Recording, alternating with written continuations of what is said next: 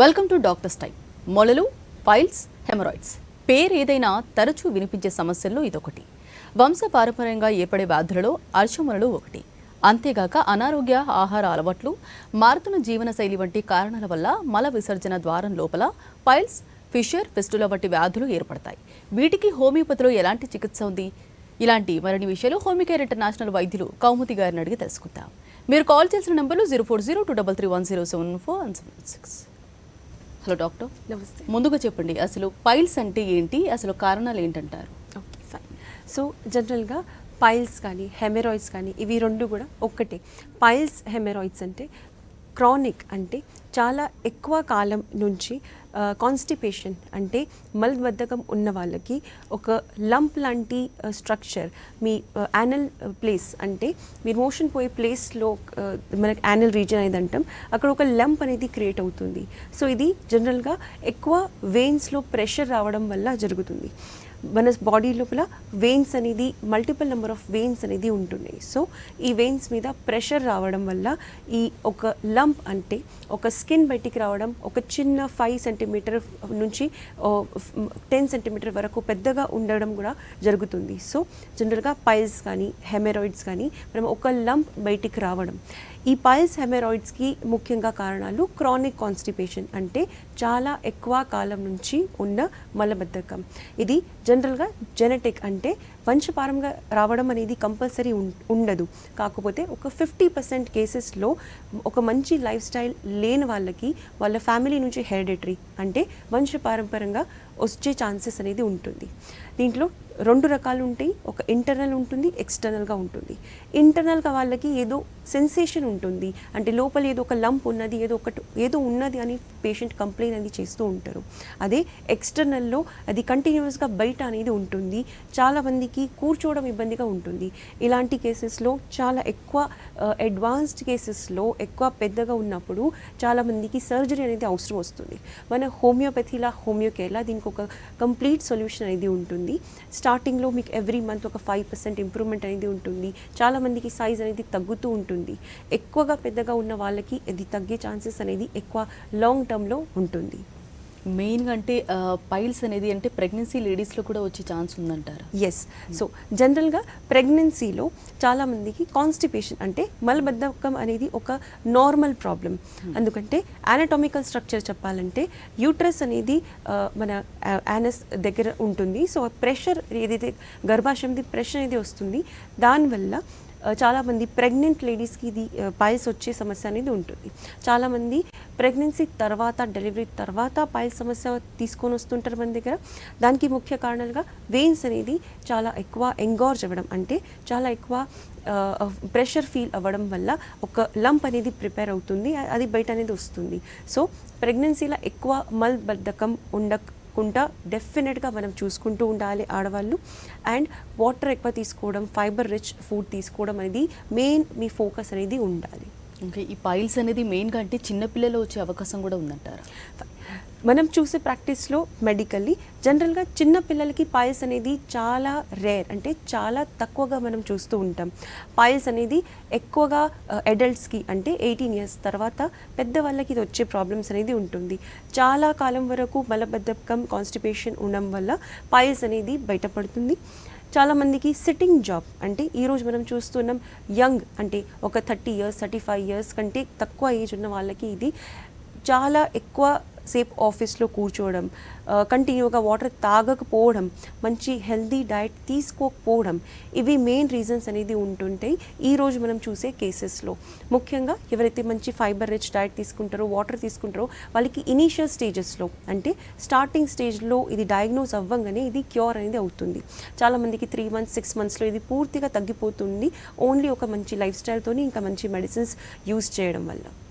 మెయిన్గా పైల్స్ ఉన్న వాళ్ళు సర్జరీ చేయించుకుంటే కనుక అంటే మళ్ళీ రిపీట్ అయ్యే ఛాన్స్ ఉందంటారా? ఎస్. సో మనం హిస్టరీ తీసుకున్నప్పుడు చాలామంది పేషెంట్స్, ఒక 25 to 30 పేషెంట్స్ కంపల్సరీ వాళ్ళు ఏం చెప్తారంటే, కొన్ని ఇయర్స్ బ్యాక్, కొంతకాలం ముందు, కొన్ని సంవత్సరాల ముందు మేము పైల్స్ గురించి ఆపరేషన్ అనేది చేయించుకున్నాం, తీపించుకున్నాం, తర్వాత ఒక 5 years 6 years తర్వాత మళ్ళీ వస్తున్నది. చాలా వరకు 1 year 2 years తర్వాత కూడా వచ్చే పేషెంట్స్ అనేది చూసాము. సో సర్జరీ తర్వాత మీకు ఎప్పుడు పైల్స్ అనేది రాదు అని జనరల్గా ఎవరు డాక్టర్స్ చెప్పలేరు. మీ లైఫ్ స్టైల్ మీద ఎక్కువ డిపెండ్ అయి ఉంటున్నది. మీకు కంటిన్యూగా కూర్చోవడం, మంచి హెల్దీ లైఫ్ స్టైల్ లేకపోతే మీకు కంపల్సరీ రిటర్న్ వచ్చే ఛాన్సెస్ అనేది ఉంటుంది. అలాంటి కేసెస్లో హోమియోపతి ఇంకా తొందరగా పనిచేస్తుంది. ఎందుకంటే ఒక్కసారి సర్జరీ అయిన తర్వాత సెకండ్ టైం సర్జరీ చేయడం అనేది కొంచెం డిఫికల్ట్గా ఉంటుంది, రిస్కీగా ఉంటుంది. ఓకే, మెయిన్గా అంటే మరి ఫిషర్ అంటే ఏంటి, అసలు దీనికి కారణాలు ఏంటంటారు? ఎస్, సో పైల్స్ అంటే మీరు మలద్వారంలో యానల్ ప్లేస్లో, మీ మోషన్ పోయే ప్లేస్లో ఒక మాస్ అనేది బయట వస్తుంది, అదర్వైజ్ లోపల ఏదో ఉన్నట్లు ఫీలింగ్ ఉంటుంది. మెయిన్ డిఫరెన్స్ మన పైల్స్ అండ్ ఫిషర్స్లో ఓన్లీ క్రాక్స్ మాత్రమే ఉంటాయి. అంటే మీకు స్కిన్ బాగా డ్రై అవ్వడం వల్ల క్రాక్స్, నార్మల్గా మనకు ఎక్కడైనా కూడా స్కిన్లో డ్రైనెస్ ఉన్నప్పుడు క్రాక్స్ అనేది ఎక్కువగా ఉంటున్నాయి. సో ఫిషర్ అనేది ఓన్లీ అండ్ ఓన్లీ క్రాక్స్ ఉంటుంది. ఈ క్రాక్స్ వల్ల, డ్రైనెస్ వల్ల చాలా మంట, అంటే బర్నింగ్ అనేది ఎక్కువగా పేషెంట్స్ కంప్లైంట్ చేస్తూ ఉంటారు. సో మీకు ఫస్ట్ లక్షణాలు ఫిషర్లో బర్నింగ్ అనేది ఎక్కువగా ఉంటుంది.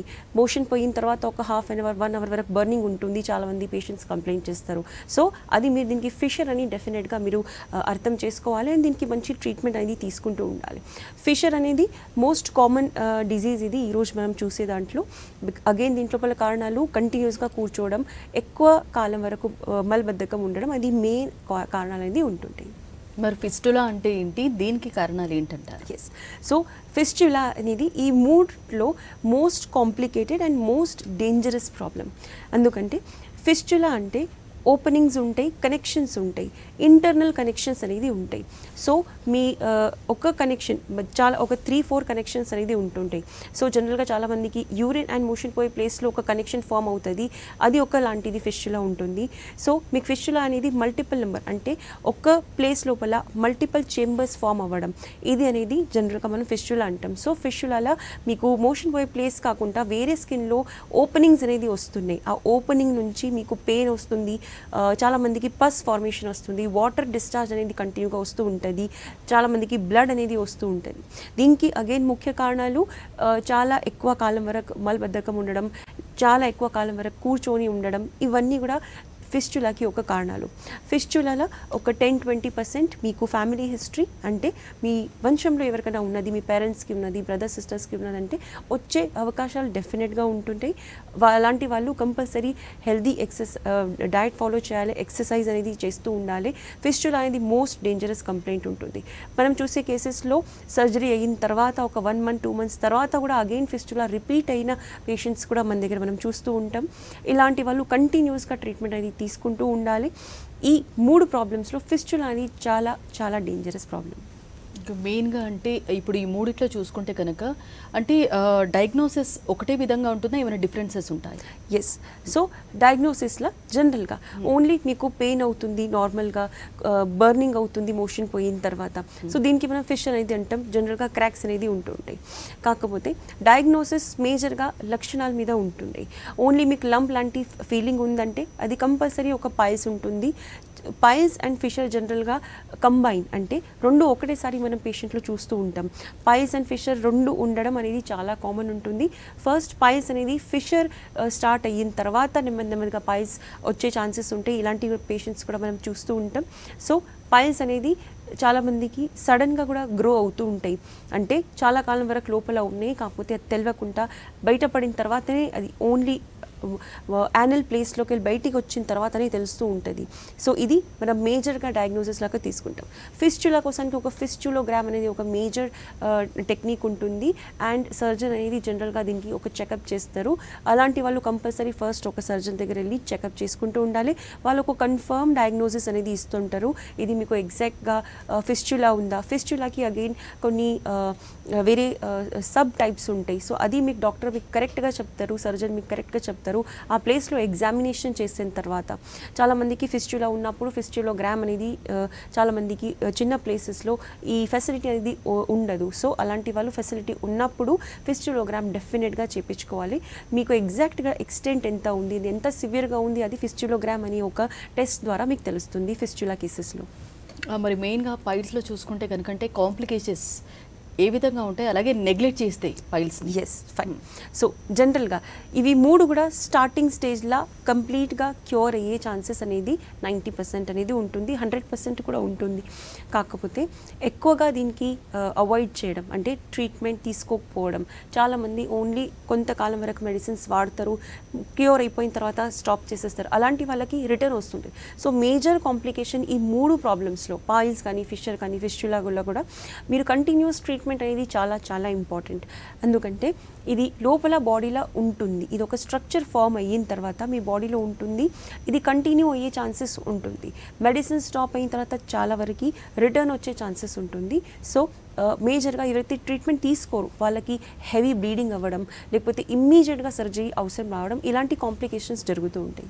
ఓకే అండి. సో మెయిన్గా అంటే పైల్స్ కాంప్లికేషన్స్ ఏ విధంగా ఉంటాయో చెప్పారు, మరి ఫిషర్లో కాంప్లికేషన్స్ ఏ విధంగా ఉంటాయంట? Yes, fine. సో ఫిషర్స్లో జనరల్గా కాంప్లికేషన్స్ అంటే ఎక్కువసేపు కూర్చోలేకపోవడం, ఇది ఒక మేజర్ కాంప్లికేషన్ అనేది ఉంటుంది. ఫిషర్లో ఎక్కువసేపు కూర్చుంటే చాలా ఎక్కువ పెయిన్ అనేది ఉంటుంది, సివియర్ పెయిన్ అనేది ఉంటుంది. దీంట్లో dragging pain, throbbing pain, different types of pains అనేది కూడా ఉంటుంది. జనరల్గా చాలామంది పేషెంట్స్ అంటారు చాలా ఎక్కువ మాకు బర్నింగ్ పెయిన్ అనేది వస్తుంది. ఫిషర్లో జనరల్గా కంటిన్యూస్గా మంట ఉండడం. సో మీరు నార్మల్గా ఏ ఫుడ్ తీసుకున్నా కూడా, స్పైసీ ఫుడ్ తీసుకున్నా తీసుకోకపోయినా, హెవీ ఫుడ్స్ తీసుకోకపోయినా చాలా ఎక్కువ బర్నింగ్ ఉండడం, ఇది ఒక ఫిషర్లో మేజర్ డిసడ్వాంటేజ్ అనేది ఉంటుంది. సో జనరల్గా ఫిషర్ పేషెంట్స్కి ఎక్కువ సేపు కూర్చోవడం అనేది చాలా చాలా ఇబ్బందిగా ఉంటుంది. గ్రేడ్ 1, గ్రేడ్ 2, గ్రేడ్ 3 లా మనం జనరల్గా డివైడ్ చేసుకుంటాం. దీనికి గ్రేడ్ 1 లోపల ఓన్లీ కొద్దిసేపు అంటే ఒక 30 minutes, 1 hour వరకు బర్నింగ్ అనేది ఉంటుంది మోషన్ పాస్ చేసిన తర్వాత. అలాగే గ్రేడ్ 2, గ్రేడ్ 3లో మొత్తం దినం చాలా అవర్స్ వరకు మనం మీ ప్లేస్లో, మీ అఫెక్టెడ్ ఏరియాలో మీకు బర్నింగ్ అనేది ఉంటుంది, మంట వస్తున్నది. ఏది కూల్ చేసే పదార్థాలు తీసుకున్నా కూడా మాకు చాలా మంట వస్తుంది. ఇది జనరల్గా పేషెంట్స్ అనేది కంప్లైంట్ చేస్తూ ఉంటారు. సో ఇలాంటి కేసెస్లో ఇది సివియర్ అయినప్పుడు జనరల్గా ఇమీడియట్ సర్జరీ అనేది వచ్చే ఛాన్సెస్ అనేది ఉంటాయి. సో అలాంటి పేషెంట్స్ అనేది కంటిన్యూస్ మెడిసిన్స్ వాడడం, మంచి హెల్దీ ఫుడ్ తీసుకోవడం, ఒక మంచి లైఫ్ స్టైల్ అనేది డెఫినెట్గా అడాప్ట్ చేసుకుంటూ ఉండాలి. సో ఫిషర్లో కాంప్లికేషన్స్లో చాలామందికి సడన్గా ఎమర్జెన్సీ సర్జరీ రావడం, ఇది ఒక one of the major complications అనేది జరుగుతుంది. ఫిషర్స్లో కంటిన్యూస్గా మెడిసిన్స్ వాడితే ఒక 6 months, 1 year లోపల 100% క్యూర్ అనేది ఉంటుంది. చాలామంది పేషెంట్స్కి స్టార్టింగ్ స్టేజ్లో అంటే ఓన్లీ కొద్దిసేపు, ఓన్లీ ఒక ఫ్యూ మినిట్స్, ఒక 1 hour వరకు బర్నింగ్ అనేది అవుతుంది. అలాంటి కేసెస్లో ఓన్లీ విత్ మెడిసిన్స్ 3 months, 6 monthsలో మీకు ఇంప్రూవ్మెంట్ అనేది కనపడుతుంది. ఓన్లీ విత్ మెడిసిన్స్ ఫిషర్స్ అనేది పూర్తిగా తగ్గిపోతుంది. మరి ఫ్యూచర్లో వచ్చే ఛాన్సెస్ అనేది చాలా చాలా ఉంటాయి. అలాంటి వాళ్ళు కంటిన్యూస్గా మెడిసిన్స్ వాడుతుంటూ ఒక మంచి లైఫ్ స్టైల్ ఉంచుకొని ఇది ఫిషర్కి అవాయిడ్ అనేది చేస్తూ ఉంటారు. ఫిషర్ ఉన్న వాళ్ళు ఎక్కువగా బాడీలో హెవీ ఫుడ్స్ అనేది తీసుకోవడం వల్ల ఫ్యూచర్లో వచ్చే ఛాన్సెస్ అనేది ఎక్కువగా ఉంటాయి. సో మరి ఫిస్టులలో చూసుకుంటే కనుక అంటే ఇలాంటి కాంప్లికేషన్స్ ఉంటాయా, ఏమైనా డిఫరెన్సెస్ ఉంటాయా? ఎస్, ఫిస్టులాలో కాంప్లికేషన్స్ అనేది ఎక్కువగా ఉంటాయి. ఫిస్టులాలో కాంప్లికేషన్స్ అనేది రైట్ ఫ్రమ్ బిగినింగ్ అంటే స్టార్ట్ అయినప్పటి నుంచి ప్రాబ్లమ్స్ అనేది ఉంటుంటాయి. సో ఫిస్టులా లోపల ఫస్ట్ మీకు ఒక వూండ్ అంటే ఒక ఇంజరీ అయినట్లు కనపడుతుంది, మీరు కూర్చోవడం అనేది చాలా చాలా ఇబ్బంది అవుతుంది. సో ఇది ఒక ఫస్ట్ సైన్ అనేది ఉంటుంది. గ్రాడ్యువల్గా నెమ్మదిగా మీకు దాంట్లోపలికి ఒక వాటర్ డిశ్చార్జ్ రావడం, లేకపోతే పస్ రావడం అనేది కంటిన్యూస్ స్టార్ట్ అవుతుంది. చాలామందికి స్టార్టింగ్ స్టేజెస్లో ఓన్లీ 2-3 daysకి ఒక్కసారి పస్ రావడం, లేకపోతే వాటర్ డిశ్చార్జ్ రావడం అనేది ఉంటుంది. గ్రాడ్యువల్గా గ్రేడ్ 3లో చాలామందికి ఫిస్టులా లోపల కంటిన్యూస్గా అంటే డైలీ ఎలాంటి టైం లేకుండా వాటర్ డిశ్చార్జ్, పస్ డిశ్చార్జ్ అనేది కంటిన్యూస్గా ఉంటుంది. సో అలాంటి పేషెంట్స్కి ఫస్ట్ చాలా తొందరగా ట్రీట్మెంట్ అనేది తీసుకుంటూ ఉండాలి. దీంట్లో ఫిస్టులోగ్రామ్ అనేది ఫస్ట్ ఇంపార్టెంట్ ఉంటుంది. టెస్ట్ డెఫినెట్గా మీరు చేసుకోవాలి. కాంప్లికేషన్స్ ఫిస్టులాలో జనరల్గా సడన్గా మీకు సర్జరీ అవసరం రావడం, ఇది మేజర్ కాంప్లికేషన్ అనేది ఉంటుంది. కంటిన్యూస్గా డిశ్చార్జ్ రావడం, ఈ డిశ్చార్జ్తోని సివియర్ పెయిన్, ఈ పెయిన్ అనేది మీరు భరించలేని పెయిన్ అనేది ఉంటుంది. సో అలాంటి టైం అప్పుడు మీరు కంపల్సరీ మెడిసిన్స్ వాడాలి. చాలామందికి ఫిస్చులా లోపల పెయిన్ అనేది ఉంటుంది అండ్ దీంతో స్వెల్లింగ్ చాలా ఎక్కువ వాపు ఉండడం అండ్ సడన్గా ఇన్ఫెక్షన్ రావడం. సో చాలామందికి డిశ్చార్జ్ అనేది వస్తూ ఉంటుంది.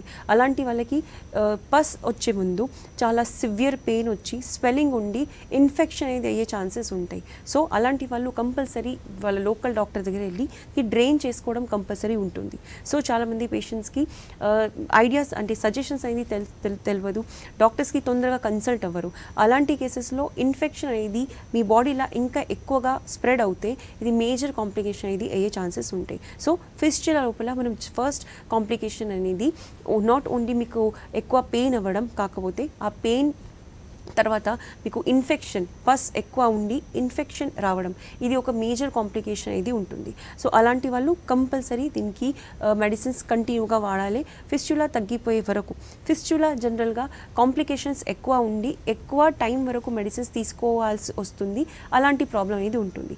సో ఫిస్చులా మనం చాలామందికి 2 years 3 years వరకు కూడా కంటిన్యూ ట్రీట్మెంట్ అనేది సజెస్ట్ చేస్తుంటాం. ఎందుకంటే ఇది ఒక కంటిన్యూస్గా సర్జరీ తర్వాత కూడా కంటిన్యూస్గా ఇది కంపార్ట్మెంట్స్ అంటే కనెక్షన్స్ అనేది ఫామ్ చేస్తూ ఉంటాయి మన బాడీ లోపల. సో ఫిస్చులా పేషెంట్స్ అనేది అందరికంటే ఎక్కువగా జాగ్రత్త చూసుకుంటూ ఉండాలి. ఇంకా మెయిన్గా అంటే పైల్స్లో చూసుకుంటే కనుక అంటే స్టేజెస్ ఏమైనా ఉంటాయా? ఇన్ కేస్ అంటే ఏ సివియర్ స్టేజెస్కి మీరు డయాగ్నోసిస్ చేస్తారు? ఎస్, సో పైల్స్లో మనకు గ్రేడ్ 1, గ్రేడ్ 2, గ్రేడ్ 3 ప్రకారంగా గ్రేడ్ 1లో ఓన్లీ మీకు పెయిన్ ఉంటుంది, మీకు ఒక సెన్సేషన్ ఉన్నది, ఒక ఫీలింగ్ ఉన్నది, ఒక ఇంటర్నల్ పైల్స్ ఉన్నదని ఉంటుంది. అది నెమ్మదిగా బయట వచ్చినప్పుడు మనం దానికి గ్రేడ్ 1 అనేది అంటాం. గ్రేడ్ 1లో స్టార్టింగ్లో ఓన్లీ స్మాల్ సైజ్, ఒక చిన్న సైజ్ది మీకు లంప్ అనేది ఫీల్ అవుతుంది. అది ఎక్కువగా మీకు డిస్టర్బ్ చేయదు.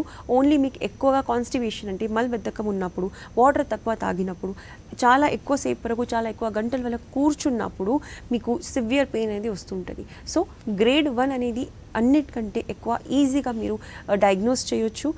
మీకు ఓన్లీ ఒక చిన్న సైజ్ది, చిన్న ఒక స్కిన్ బయట వచ్చిందని మీకు ఫీలింగ్ వస్తుంటుంది. సో ఈ గ్రేడ్ 1లో 100% ఓన్లీ మెడిసిన్స్ ద్వారా మీరు పైల్స్కి పర్మనెంట్గా క్యూర్ అనేది చేస్తూ ఉంటారు.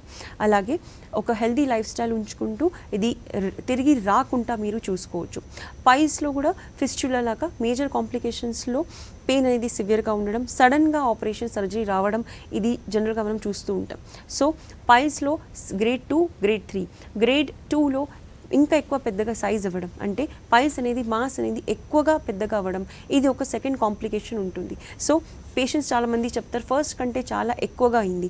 చాలామంది పేషెంట్స్ గ్రేడ్ 2 వచ్చినప్పుడు కన్సల్ట్ అవుతారు డాక్టర్స్కి. గ్రేడ్ 1లో ఎక్కువ కాంప్లికేషన్స్ ఉండవు, జస్ట్ చిన్న సైజ్ ఉండడం వల్ల తొందరగా డాక్టర్కి కన్సల్ట్ అవ్వరు. అదే చాలా పెద్దగా అయినప్పుడు గ్రేడ్ 2, గ్రేడ్ 3లో కన్వర్ట్ అయిన తర్వాత పేషెంట్స్ అనేది జనరల్గా కన్సల్ట్ అవుతూ ఉంటారు డాక్టర్స్కి. అలాంటి వాళ్ళు చాలా ప్రికాషన్గా, చాలా తొందరగా ఆలోచించుకొని డాక్టర్కి కన్సల్ట్ అవ్వడం చాలా చాలా ఇంపార్టెంట్ ఉంటుంది. గ్రేడ్ 2లో ఉన్న వాళ్ళు చాలా ఎక్కువ సైజ్ అయినప్పుడు కంపల్సరీ సర్జరీకి వెళ్ళాల్సి వచ్చే ఛాన్సెస్ ఉంటాయి. ఇది వన్ ఆఫ్ ద కాంప్లికేషన్స్, ఇది ఒక కాంప్లికేషన్స్లో ఇది ఒక మేజర్ కాంప్లికేషన్ పైల్స్లో. సో పైల్స్లో మనం డయాగ్నోసిస్ అనేది సైజ్ బట్టి చూస్తూ ఉంటాం. చాలామందికి సైజ్ చిన్నగా ఉంది, వాళ్ళకి అర్థమైపోతుంది. అలాంటి వాళ్ళకి ఓన్లీ మెడిసిన్స్ కొంచెం ఎక్సర్సైజెస్ చేయడం వల్ల వాళ్ళకి కంప్లీట్గా క్యూర్ అనేది అవుతుంది. గ్రేడ్ 2, గ్రేడ్ 3లో చాలా సివియర్గా బ్లీడింగ్ అవ్వడం, ఇది ఒక సెకండ్ కాంప్లికేషన్ అనేది అవుతుంది. సో అలాంటి వాళ్ళు డెఫినెట్గా డాక్టర్కి తొందరగా కన్సల్ట్ అవ్వాలి. ఇది అగైన్ దీంట్లోపల కొన్ని పొజిషన్స్ ఉంటాయి. డాక్టర్ మీకు సర్జన్ దగ్గర వెళ్తే మీకు కరెక్ట్గా చెప్తారు ఇది ఎగ్జాక్ట్గా మీకు ఏ పొజిషన్ మీద ఉన్నది అండ్ మీకు ఇంకా తొందరగా ఫాస్ట్గా అయ్యే ఛాన్సెస్ ఉంటాయి. అవి మీకు అగైన్ మీకు గైడ్ అనేది చేస్తూ ఉంటారు. సో పైల్స్ అనేది స్ట్రిక్ట్గా చెప్పాలంటే ఒక సర్జికల్ కేస్, కాకపోతే గ్రేడ్ 1లో ఇది కంప్లీట్గా క్యూర్ అయ్యే ఛాన్సెస్ ఉంటాయి. గ్రేడ్ 2, గ్రేడ్ 3లో చాలామందికి పెయిన్ ఉంటుంది, వాళ్ళకి నెమ్మదిగా అది స్కిన్ అనేది డ్రై అవుతుంటూ చిన్నగా అయిపోతుంటుంది, ష్రింక్ అవుతుంటుంది. ఇది జనరల్గా మనం హోమియోపతిలా ట్రీట్మెంట్ చేస్తూ ఉంటాం. అలాగే సివియర్ బ్లీడింగ్ అవ్వడం, ఎక్కువ బ్లీడింగ్ అవ్వడం కంట్రోల్ చేయడం అనేది చాలా ఇంపార్టెంట్ ఉంటుంది. అలాంటి వాళ్ళు ఫుడ్ ఎక్కువ ఫైబర్ ఉన్న ఫుడ్ అనేది తీసుకుంటూ ఉండాలి. ఇంకా మెయిన్గా అంటే పైల్స్లో 3 గ్రేడ్స్ చెప్పారు. ఇప్పుడు గ్రేడ్ ఏలో ఉంటే కనుక ఒక పేషెంట్ ఎగ్జామినేషన్ ఏ విధంగా చేసుకోవాలంటారు? ఎలా గుర్తుపట్టారు ఒక పేషెంట్? Yes, fine. సో జనరల్గా ఫస్ట్ గ్రేడ్ ఏలో ఓన్లీ అండ్ ఓన్లీ మీకు ఏదో స్కిన్ అనేది తగులుతున్నది, జస్ట్ ఒక చిన్న మాస్ అనేది తగులుతున్నది, ఇది ఒక ఫీలింగ్ ఉంటుంది. సో వాళ్ళు టచ్ చేసుకున్నప్పుడు, వాళ్ళు సెల్ఫ్ ఎగ్జామినేషన్ చేసుకున్నప్పుడు ఒక చిన్న సైజ్ది ఒక బాల్, ఒక 1-2 సెంటీమీటర్ అలాంటి స్కిన్ బయట వస్తుందని అర్థం అవుతుంది. సో అలాంటి వాళ్ళు గ్రేడ్ 1లో ఉన్నారని అర్థం చేసుకుంటూ ఉండాలి. అలాగే అది సేమ్ కొంచెం టైం తర్వాత అగైన్ ఇది ఎంత టైంలో మీకు గ్రేడ్ 1 నుంచి గ్రేడ్ 2 గ్రేడ్ 3లో వెళ్తుంది, అది జనరల్గా మన బాడీ మీద ఉంటుంది. మన బాడీ మీద అంటే చాలామందికి ఫాస్ట్గా అన్ని డిజీజెస్ అనేది ప్రోగ్రెస్ అవుతూ ఉంటాయి. సో అలాంటి వాళ్ళకి గ్రేడ్ 1 నుంచి 2, 3 రావడం అనేది చాలా ఈజీగా ఉంటుంది. అలాగే చాలామంది గ్రేడ్ 1లోనే ఉండిపోతారు లైఫ్ టైం, వాళ్ళకి ఎలాంటి కాంప్లికేషన్స్ ఉండవు, ఓన్లీ సింపుల్ మెడిసిన్స్ తీసుకోవడం వల్ల అది కంప్లీట్గా క్యూర్ అనేది అవుతుంది. అదే గ్రేడ్ 2 అండ్ గ్రేడ్ 3 మీరు కావాలంటే, గ్రేడ్ 1 అనేది చాలామందికి సడన్గా పెద్దగా సైజ్ అయిపోవడం, ఇది గ్రేడ్ 2 అనేది మనం జనరల్గా అంటాం. సో పేషెంట్స్ అనేది చాలామంది చెప్తూ ఉంటారు, సడన్గా ఒక 2-3 డేస్ లోపల అది సైజ్ అనేది చాలా పెద్దగా అయిపోయింది. సో చాలా స్మాల్ సైజ్ నుంచి చాలా లార్జ్ సైజ్ అయిపోయింది. అలాంటి వాళ్ళు మనం గ్రేడ్ 2 అంటాం. ఆ గ్రేడ్ 2 తర్వాత కూర్చోవడం ఇబ్బంది అనేది చాలా అవుతుంది. సో మీకు సైజ్ పెద్దగా ఉన్నప్పుడు చాలామందికి మల్టిపుల్ ఉంటాయి, అంటే 2-3 కూడా ఒకటేసారి ఉంటాయి. సో అలాంటి వాళ్ళకి మనం గ్రేడ్ 2 అండ్ గ్రేడ్ 3లో మనం జనరల్గా చెప్తూ ఉంటాం. సో గ్రేడ్ 3లో ఎక్కువ బ్లీడింగ్ రావడం అనేది ఇది మేజర్ కాంప్లికేషన్ అనేది ఉంటుంది. ఓకే, మెయిన్గా అంటే చిన్నపిల్లల్లో అయితే ఎలా గుర్తుపట్టాలంటారు ఒక పేరెంట్స్? ఎస్, జనరల్గా చిన్నపిల్లలు లైక్ మోషన్ పాస్ చేసే ముందు ఒక 30 మినిట్స్ బిఫోర్, ఒక గంట ముందు, ఒక 5 మినిట్స్ బిఫోర్ చాలా ఎక్కువ పెయిన్తోని బాధపడుతుంటారు. అలాంటి పిల్లలు చాలా ఇరిటేట్ అవుతారు, మోషన్ పాస్ చెయ్యము అని చాలా ఎక్కువ ట్రై చేస్తారు. సో అలాంటి పేరెంట్స్ గుర్తుంచుకోవాలి, మీ బేబీకి మోషన్ పాస్ చేసే ముందు ఇబ్బంది అవుతుంది, పెయిన్ అవుతుంది, ఆ పెయిన్ వల్ల బేబీ ఏడుస్తుంది, కంటిన్యూస్గా ఏడుస్తుందంటే డెఫినెట్గా మీకు ఏదో ప్రాబ్లమ్స్ ఉన్నాయి. సో అగైన్ దీంట్లో మీరు సెల్ఫ్ ఎగ్జామినేషన్ చేసుకోవచ్చు, పేరెంట్స్ అనేది చెక్ చేసుకోవచ్చు. చిన్నపిల్లల్లో ఫిషన్ అనేది ఫస్ట్ డెవలప్ అయ్యే ఛాన్సెస్ ఉంటాయి. ఎవరికైతే కంటిన్యూస్గా చాలా ఎక్కువ డ్రై స్టూల్స్, హార్డ్ స్టూల్స్ ఉంటాయి, మోషన్ అనేది హార్డ్ ఉంటుంది, డ్రై ఉంటుంది. సో అలాంటి పిల్లలు జనరల్గా మోషన్ పాస్ చెయ్యరు అనేది చాలా అంటూ ఉంటారు. సో అలాంటి వాళ్ళు కంపల్సరీ పిల్లలకి మంచి సాఫ్ట్ ఫుడ్, లిక్విడ్ ఫుడ్ అనేది ఎక్కువగా ఇస్తే వాళ్ళకు మోషన్ అనేది ఫ్రీ అవుతుంది. ఓకే అండి, ఫస్ట్ కాలర్ కూడా లైన్లో ఉన్నారు, వలి ఏలేశ్వరం నుంచి. హలో వలి గారు, మాట్లాడండి, మీ సమస్యను చెప్పండి. హలో హలో మాట్లాడండి. నమస్తే. హలో నమస్తే వలి గారు, చెప్పండి. మా వారికి ఫిస్టులా వచ్చిందండి. ఓకే, ఎంత కాలం నుంచి వచ్చింది? అది వచ్చి ఒక 3 months అవుతుందండి. 3 months అవుతుంది. ఓకే, సో ఇది ఇప్పుడు ముఖ్యంగా ఏమి ఇబ్బంది అవుతుంది? అంటే వచ్చింది 3 months అయిందండి, అది బాగా నొప్పిగా ఉంది.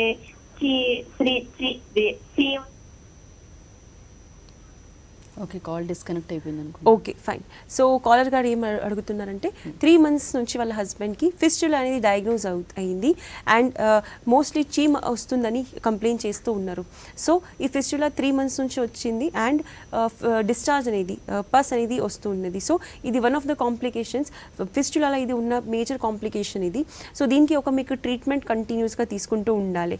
ఫస్ట్ ఆఫ్ ఆల్ మీకు నైట్ భోజనం అంటే జనరల్గా ఫిస్టులా, పైల్స్ అండ్ ఫిషర్, ఈ 3 ప్రాబ్లమ్స్ కూడా మెయిన్గా మలబద్ధకం ద్వారా వస్తుంటాయి. కాబట్టి మీరు మోషన్ ఫ్రీ అవ్వడం, దానికి లాక్సేటివ్స్ అంటే మీకు ఫ్రీ మోషన్ కోసానికి కొన్ని మెడిసిన్స్ వాడండి. అండ్ ఇది పస్ తక్కువ అవ్వడానికి మీరు కంటిన్యూస్గా మెడిసిన్స్ వాడండి. మీరు సపోజ్ ఏ మెడిసిన్స్ స్టార్ట్ చేయలేదు అంటే మీరు ఇమ్మీడియట్గా ఫస్ట్ మీరు ఫ్రీ మోషన్ అవ్వడానికి మెడిసిన్స్ వాడండి. ఫుడ్ అనేది చాలా ఫైబర్ ఫుడ్ అంటే ఫుడ్లో ఎక్కువ ఫైబర్ ఉండడం, దానికి మనం ఫైబర్ ఫుడ్ అంటాం, ఫైబ్రస్ ఫుడ్ అనేది అంటాం. వాటర్ ఎక్కువ తీసుకోవడం, ఇవన్నీ చేయడం వల్ల అండ్ మెడిసిన్స్ ద్వారా మీకు మోషన్ అనేది ఫ్రీగా ఉంటుంది అండ్ ఫిస్టులాలో ఉండే కాంప్లికేషన్స్ అనేది తగ్గుతున్నది. దీంట్లో వాటర్ ఎక్కువ తీసుకోవడం అనేది చాలా ఇంపార్టెంట్. 3 months నుంచే మీకు ఇది ఫిస్టులా అనేది డయాగ్నోజ్ అయింది, చీమ్ స్టార్ట్ అయిందంటే ఇది తొందరగా ప్రోగ్రెస్ అవుతుంది, ఫాస్ట్గా ప్రోగ్రెస్ అనేది అవుతుంది.